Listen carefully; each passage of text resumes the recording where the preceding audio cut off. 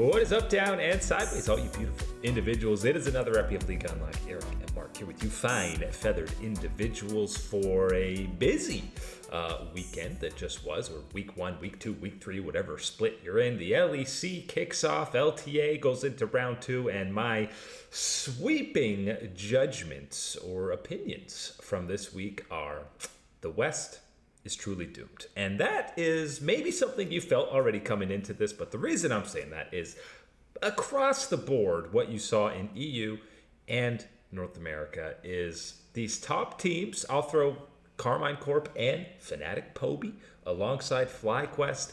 How are they supposed to grow when their first month or so of the schedule is against these middle to bottom tier teams that are just making egregious mistakes that there's no way for these top tier teams to actually show growth to be able to compete internationally?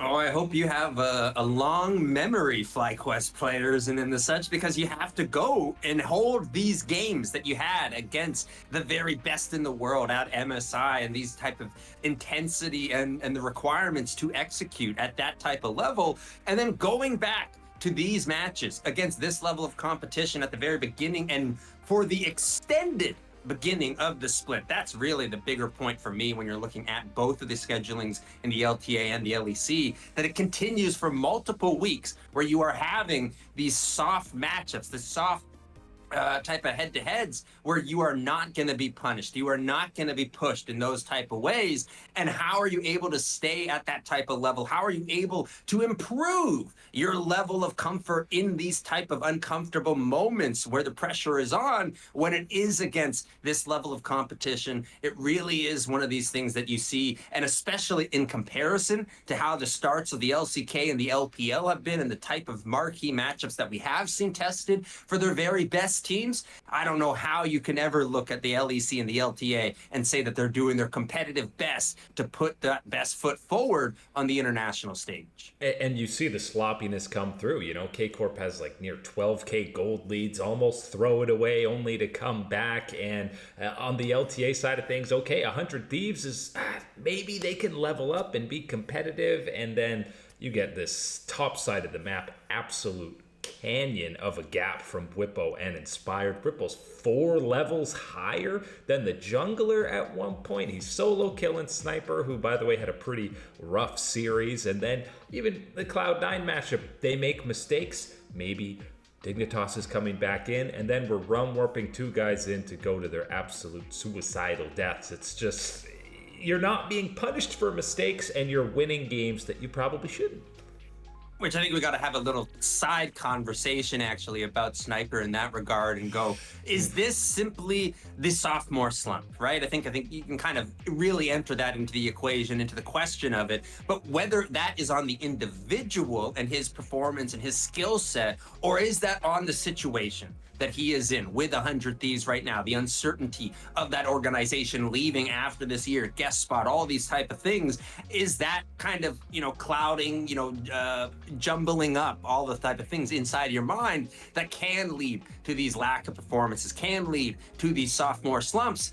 Yes, this was a really big problem this past weekend. And again, it just paints the picture when, how is our Bwipo Inspired supposed to be improving, sharpening themselves and getting better and being more prepared for these matches against some of these titans that you have to go through if you want to do damage on an international stage. You're not getting that pushback here whatsoever. And okay, 100 Thieves, maybe not up to the task. Well, Team Liquid is a team that when they level up, they can be a contender. They could win the title. And then we get them getting slapped 2 out of 3 games against Lion Gaming. I will say Lion was like the only non-C9 FlyQuest positive from the week in the LTA because they actually played great. Surti comes back in that starting lineup, and we got former Bro star Hannah popping off in North America. I don't want to be putting the horse in front of the carriage here at this point for Leon Gaming, but absolutely, you're right. Out of kind of all the negativity, all the rain that we have in the Western hemisphere at this point, looking at our scene, Surti getting this type of opportunity once again and performing the way that he did is that silver lining on the cloud that is dumping this monsoon rain on the LTA and the LEC. Well, it's nothing but sunshine and meadows for the LCK and the LPL, getting these giga matchups like Hanwha Life Gen G, T1 Gen G, T1 Hanwha Life. You're rolling through anyone's legend, top eSports, all these guys getting the big time matchups.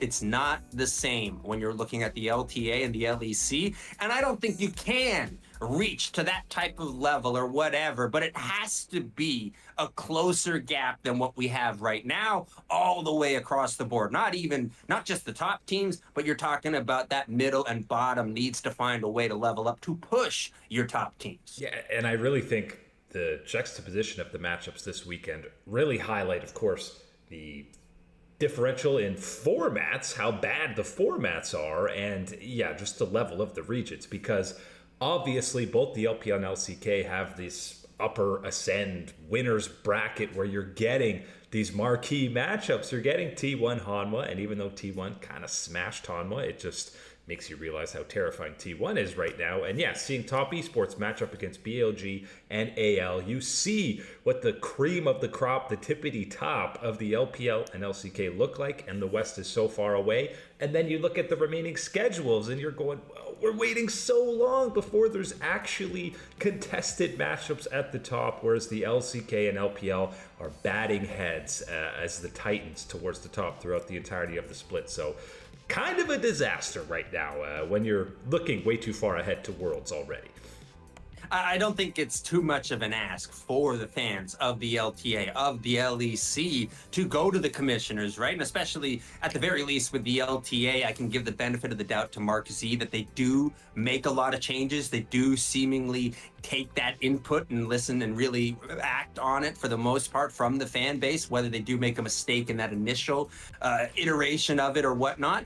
But it doesn't take a real genius, a real schedule plan mastermind to find a way to make it better than what we have at the very least right now, to provide some sort of push up in this type of regard for our top teams like a FlyQuest, like a Carmine Corp, so they are better prepared come Worlds. And again, to harp on some of the poor play in the West over the weekend, there were almost every series, there was at least a moment where there's an objective contest, and this is the biggest issue to me that I've seen out of most of the teams in the West. It's either getting to an Otacon or a Baron too late, and it's just gone. It's uncontested. It's fighting after the objective falls. I can almost see the tilt. Guys going, oh, they already killed it.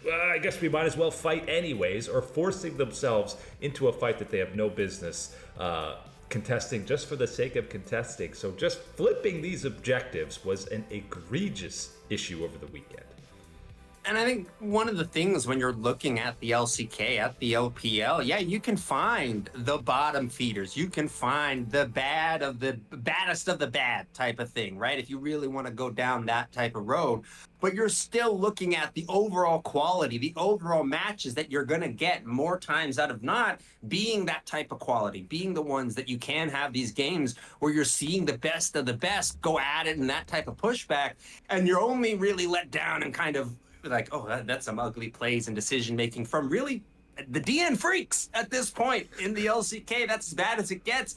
And you look at the LTA, you look at the LEC, we got a lot of DN freaks. And that is a big problem when you're running through and you're having these type of head-to-heads more often than not. And again, the rest of the LEC, we get one G2 Fnatic matchup for August. We get one Carmine Corp versus Koi matchup. That's it for these top four teams going head-to-head. You look at the LTA schedule. Okay, we've got FlyQuest or C9 Team Liquid. That's okay, even though TL just didn't look that good. But Fly's playing Lion Gaming. Like, I just can't harp enough on how bad this split 3 format is. Yeah, it really is one of these ones where it's doing a disservice, not just to the players as far as how they're preparing, but also to the fans, right? And how exciting, what type of momentum you can bring into these matchups for the weekend as far as viewership goes and engagement in that regard. It really has put it in a bad spin. And then even in the LEC, when you're looking at its squad, like Fnatic, who isn't at the very top in the sense, like a Carmine Corp, Movistar Core, G2, but they're pretty close, and having such a significant change as Poby coming in, and then actually seeing relatively impressive results this first week. Now all I'm going is, okay, yes, that G2 match is good, but what else? And they fall into the same category as every other team, where it just isn't enough on this schedule to bring out this type of play, bring out this level of improvement that we know is going to be necessary on that international stage. It feels like the same harping we used to do when North America and Europe were best of ones, LCK and LPL were best of threes throughout, and we said, how are you ever going to level up to them? They just do the format a lot better. But I'll tell you what, with these kind of head-to-heads, hopefully we're going to do some global power rankings later this week. How are you supposed to grade FlyQuest against somebody like T1, who's beaten Gen.G and Hanwha Life, and FlyQuest's beaten the bottom feeders in the LTA? It's going to be one of these ones where it's not going to stand the test of time all that well, is the way I'll put it, because I very much so believe one way or the other, either too high, too low situation is going to be where the West find themselves. It's one of these exercises where, yes, you have to find a way. There is absolutely a belief, still a hopium, that there are Western teams within that top 20 list, but it's going to be an incredible job to try, and again, it already has been, to juggle the competitiveness within the regions and what you see from these top teams. Now it's a whole other ball game when we're talking about what we have seen so far, these splits in the LTA and the LEC in comparison to LCK and LPL. When we do get to them, caps lock on, flame on for those global rankings here in Split 3. But that is all the time today for League Unlock. Eric and Mark here with you, absolute beauties. Thanks so much for hanging out as always, and we will catch you on that flippity flip.